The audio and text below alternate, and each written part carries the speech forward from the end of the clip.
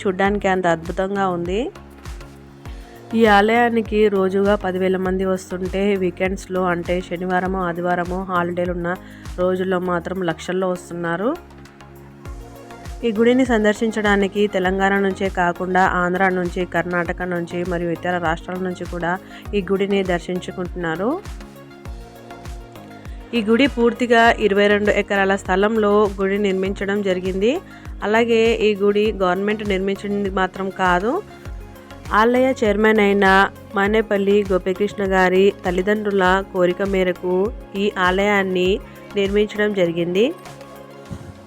Manepalli charitable trust ఆధ్వర్యంలో ఈ గుడి నిర్మించారు. ఈ విగ్రహాన్ని జలనారాయణుడు అని చెప్పేసి పిలుస్తారు. ఇది ప్రపంచంలోని అతిపెద్ద 2వ జలనారాయణుడి విగ్రహం అని చెప్పేసి ఇక్కడ అంటున్నారు. అయితే ప్రస్తుతం ఇక్కడ మనకి కొత్తగా కన్స్ట్రక్షన్ అయింది కాబట్టి ఇప్పుడు ఎలాంటి రూమ్ ఫెసిలిటీస్ అయితే లేవు. ఫ్యూచర్లో మేబీ ఉండొచ్చు, కానీ ఇప్పుడు ప్రస్తుతానికి రూమ్ కావాలనుకునే వాళ్ళు మీరు యాదగిరిగుట్టలో షెల్టర్ తీసుకుంటే మంచిది. అక్కడ మీరు రూమ్ తీసుకొని ఆ తర్వాత వచ్చి ఇక్కడ దర్శనం చేసుకోవచ్చు. లేకపోతే ముందు ఇక్కడ దర్శనం చేసుకున్న తర్వాత యాదగిరిగుట్టకు వెళ్ళి మీరు రూమ్ అనేది తీసుకోవచ్చు. ఆ తర్వాత అక్కడ యాదాద్రి అంటే యాదగిరిగుట్ట నరసింహస్వామి టెంపుల్ కూడా మీరు దర్శనం చేసుకోవచ్చు.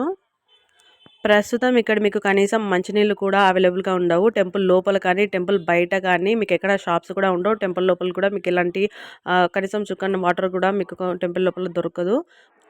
సో మీరు తాగడానికి వాటర్ బయట నుంచి తెచ్చుకుంటే మంచిది. అన్నదానం అయితే అవైలబుల్గా ఉంది. ఆ తర్వాత మీరు తోచిన ఫండ్ ఏమన్నా అక్కడ ఇవ్వచ్చు. అండ్ ఇక్కడ వాటర్ మాత్రం తాగడానికి అస్సలు బాగాలేవు. ఈ వీడియో మీకు చాలా యూస్ఫుల్ అయిందని అనుకుంటున్నాను. ఇంకేమైనా డౌట్స్ ఉంటే కామెంట్ చేయండి. Thank you.